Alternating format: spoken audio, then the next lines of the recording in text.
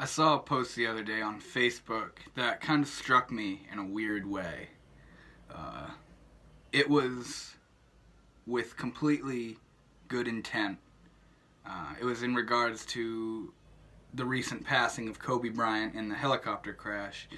And I will just put up the photo for you right now to read for yourself.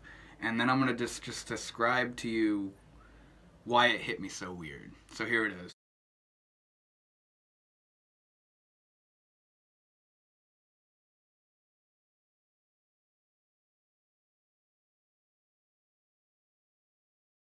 Now, upon reading that, it's a beautiful statement. It's completely true.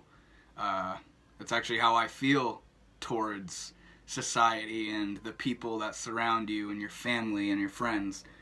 Uh, but when I saw this post, it hit me in a way that I wasn't really expecting, or I had never thought about it in this way before. And when I saw it, I realized to myself that immediately this way of thinking seems out of the ordinary of how this man is.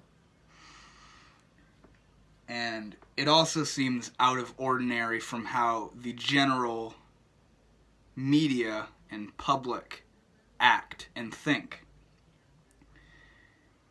And then I realized that this statement he had made was in regards to Kobe Bryant's death. And I immediately just thought to myself, that's what it was. That's what brought out this wise, foundationally true statement in that man, was essentially death. And it just brought about this feeling in me. Why should it take death for people to remember and reevaluate these honestly very elementary understandings of life and how you should treat people and yourself, you know? And it's just that there are people out there that understand that they hold on to things that don't matter, that they go about their lives in childish manners where they hold on to stuff, and they push people away and don't respect people the way they should, or don't respect themselves the way they should. But the second they lose someone, death, the second they lose somebody that they held dear and close to them, this very wise and stoic way of thinking comes about.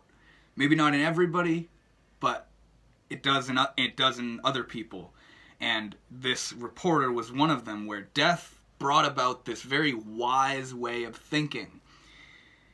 And it just made me frustrated, because we as a civilization have the ability and have the potential to understand those Buddhist-like ways of thinking, those foundationally solid ways of expressing yourself and treating yourself and others.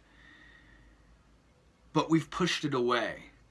And we've pushed it away to the point where it won't return until extremes are met. As in, you lose a loved one, or a celebrity dies, or, you know, just something like that. We push it away until something brings us to the brink, and then we use it as an ace up our sleeves the second shit goes bad.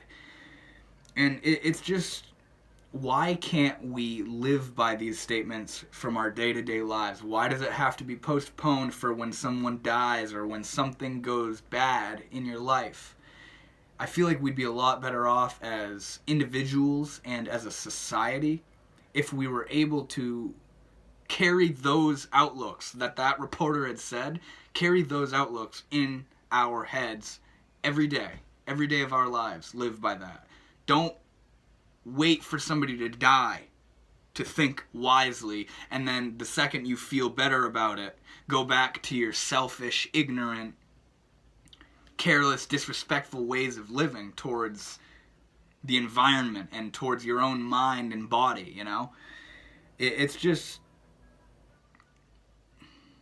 it's it's just another thing in society that really gets me going.